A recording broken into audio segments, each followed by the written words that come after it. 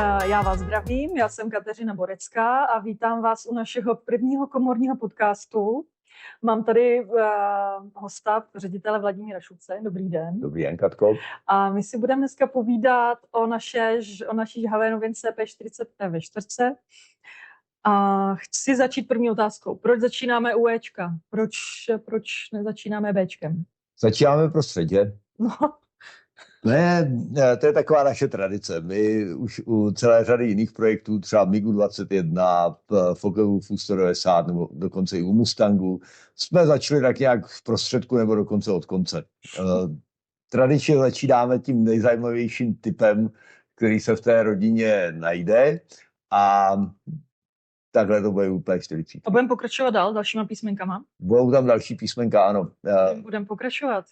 Nejdřív ten úplně první v pokračování bude Enko. To je už v tuhle chvíli v konstrukci a budeme je vydávat někdy v létě. Myslím, že v červenci, na červenec tam je naplánovan Royal Class P40N/M. Mm-hmm. A potom budeme pokračovat dalšími Káčkem, Lkem. A to Bčko? K Bčku se vrátíme. Skončíme Fkem, což sice nebylo úplně poslední P40, ale u nás bude v téhle rodině. A pak se vrátíme k Bčku. Pak skočíme zpátky a uděláme P40B. A bude ještě něco předtím, jako co třeba P36, že jo? Ta předcházela. P36 předcházela a to uděláme taky. P36 je pro nás zajímavá, protože na tom lítali hodně Češi. Byli to na P36 byli Češi asi nejúspěšnější, jako v bojích za druhé světové války. A my už mimo jiné jsme se tedy P36 zabývali. My jsme s ní původně kdysi začínali ještě před covidem, někdy v roce 2018, ale bohužel právě vlivem covidu jsme ten projekt zastavili. My ty modeláře pěkně napínáme. Takže to vydáme, i kdyby to vydal někdo jiný? Ano. Třeba Poláci? Ano, vydáme to, ať to vydá kdo chce. Poláci, Japonci, Ukrajinci, klidně Arabové. Vydáme. Pokud to chce nějaký konkurent vydat, tak ať se budou hodí. Má na to tak 3-4 roky. A čtu i dotazy, jestli budeme dělat jiná měřítka. Co s nimi? Tam je to složitý, protože u 2,70, která se nabízí, protože my prakticky všechny projekty, které máme ve čtvrtce, tak zmenšujeme do 2,70.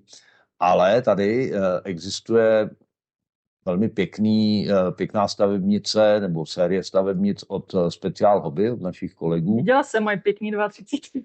Mají i 2,30, já nevím, jestli mají P40 ve 2,30. Ale tam je to zase jiný příběh.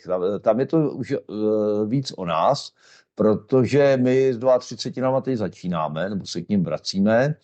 Víte, že konstruujeme P51B a budeme vidět, jak se to vyvine obchodně, jak to bude úspěšný projekt, jak to lidi budou kupovat nebo nebudou kupovat.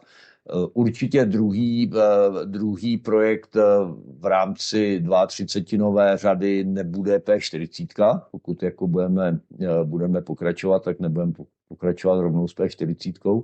Takže tam je to tak jako zatím ve hvězdách. Jo. Pokud jako P40 ve 2,30 od Eduardu bude, tak to už tady asi nebudu ředitelem, to už tady budete ředitelkou vy. To zní skvělé. No, to byla nabídka. Jo, tak. A máme tady, že jiný výrobce, starší stavebnice. Co tam bude jako jinýho, to naše? Tak ta naše bude naše. Bude to v Eduardním stylu a bude to moderní stavebnice, tak jak se stavebnice dělají dneska ve 21. století. Ty starší stavebnice jsou pěkné. Tam jsou japonské stavebnice, Hasegawa, to jsou všechno bezesporu jako hezké věci. Ale vznikalo to někdy v 90. Myslím, ta Hasegawa je nějaký přelom století, je to všechno 20 let a více staré. A vypadá to tak, jak se dělaly ty stavebnice tenkrát. On to někdy není na první dobrou jasný, v čem jsou ty moderní stavebnice tak moderní, ale ten rozdíl tam je, třeba v povrchových detailech. My to máme onejtovaný, máme tam různý verze nejtů, takže bude to typický Eduard. To zní, že se to nevymyká toho trendu teda, Eduardu. Ne, je to taková evoluce, kdy my tam budeme mít určitě některé věci zase lepší než na předchozích stavebnicích. Typicky ty nýty, my jsme teď hodně asi v posledním půlroce jako ladili metodiku jiskření a ten povrch by tam měl být takový jako hodně Vymazlený. vymazlený. Přesně tak. Jako, a modeláři se s tím pak taky můžou pomazlit. Jo.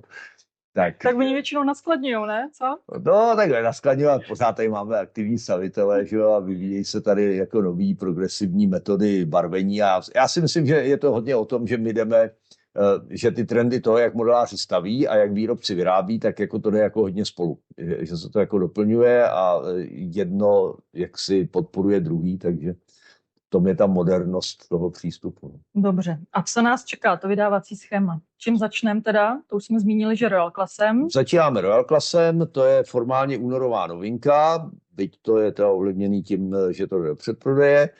Pokračovat budeme limitkou, ta je zatím naplánovaná na duben, může se stát, že ji přesuneme už na březen. A ta bude věnovaná pacifickému bojišti jenom, takže to bude se to pracovní název je Pacific Star. A zhruba 2-3 měsíce potom bude následovat Profipak a pak přijde víkend. Na konci je víkend. Vždycky je na konci víkend, ano, přesně tak. Takže začínáme Royal Classem. Prozradíme určitě, co bude obsahem. Co nás tam překvapí. Výlisky. Výlisky. V případě Ečka tam budeme mít dvoje stejné výlisky. Takže dual combo. Bude to dual combo a ty výlisky budou identické, takže tam nebude žádný problém v tom, jestli z toho půjde něco postavit nebo nepůjde postavit. Bude tam takový ten trojboj lepty masky braziny. Bude tam něco červeného? Bude tam něco červeného, ano, přesně tak. A pak samozřejmě tam bude jako zajímavá skladba markingů, bude tam 12 markingů na výběr. No a je tam nějaká změna ve skladbě markingů oproti Mustangu nebo Spitfireu? Oproti Mustangu zásadní, protože u Royal Classu P51B tam jsme měli téměř identickou skladbu markingů jako v limitce, ale tady to tak nebude. Tady to bude mít, to má samostatný výběr markingů a je to koncipované tak, že tam jedeme po bojištích.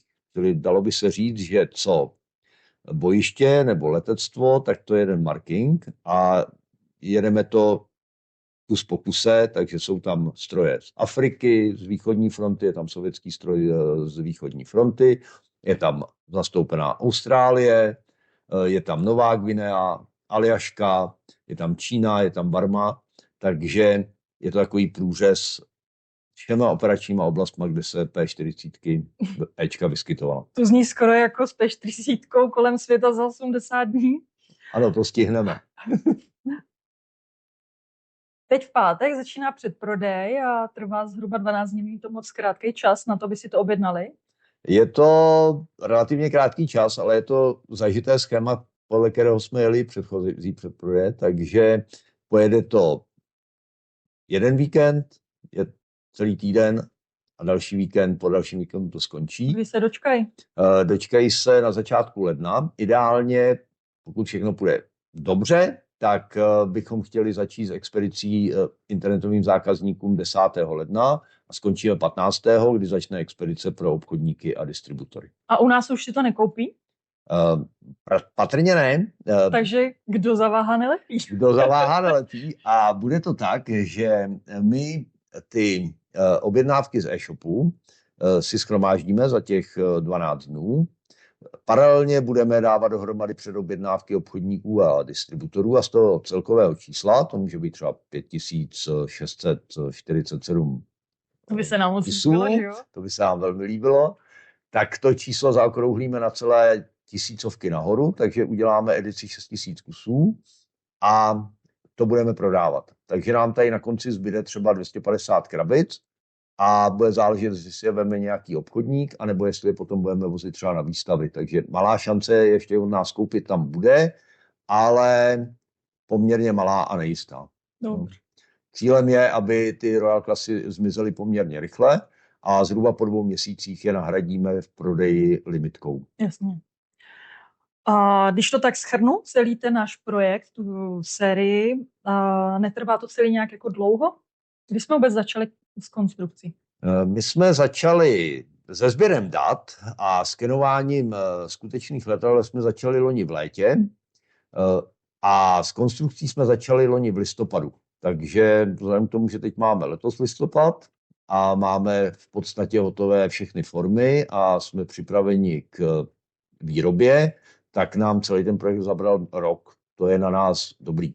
Protože my tak obvykle... Modeláři jsou hodně hladoví. Modeláři, ano, oni se na to koukají zvenku, že? Každá hospoda vypadá jinak zevnitř z kuchyně a jinak vypadá z jídelny, takže z té jídelny jako je to, ta příprava toho jídla pomalá, no a vevnitř se potí kuchaři, jo? Takže my jsme se tady teď rok potili, aby jsme to stihli, ale popravdě řečeno většina našich projektů, tady ty velikosti, tak nám trvá 2 roky. Od toho, kdy do toho poprvé říznem a kdy skončíme a dáváme to do krabic, tak to je zhruba 2 roky. To jsme hotovi za rok, tak za mě je to úspěch, za mě je to rychlý. Tak jo. Z hlediska kuchaře je to rychlý. To zní skvěle.